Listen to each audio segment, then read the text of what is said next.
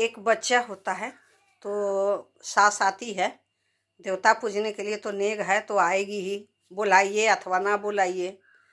तो बहू क्या कहती है, आंगन में बतासा लुटा दूंगी, आंगन में बतासा लुटा दूंगी, आंगन में सासू जो आई देवता मनने को, सासू जो आई देवता मनने को, उनको केसड़िया पहना दूंगी, आंगन में बतासा लुटा दूंगी, आंगन में बतासा लुटाई दूंगी, आंगन में।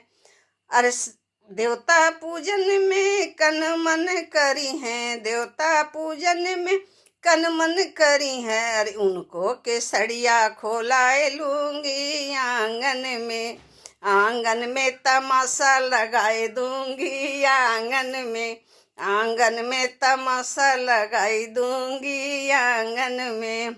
गोतनी जो आई हलवा घटने को, गोतनी जो आई हलवा घटने के, अरे उनको केसड़िया पहनाई दूंगी, आंगन में, उनको केसड़िया पहनाई दूंगी, आंगन में बतासा लुटाई दूंगी, आंगन में।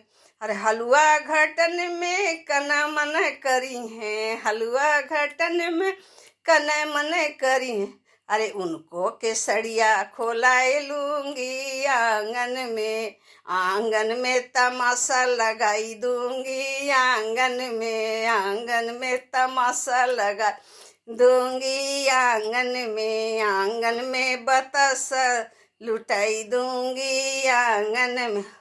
अरे ननदी जो आई काजल करने को, ननदी जो आई काजल करने के, उनको के सुटवा पहनाई दूंगी, आंगन में।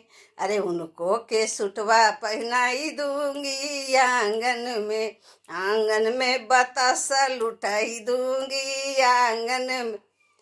अरे काजल करन में कन मन करी हैं, काजल करन में कन मन करी हैं, उनको के सुटवा खोलाई लूंगी, आंगन में तमाशा लगाई दूंगी, आंगन में तमाशा लगाई दूंगी, आंगन में।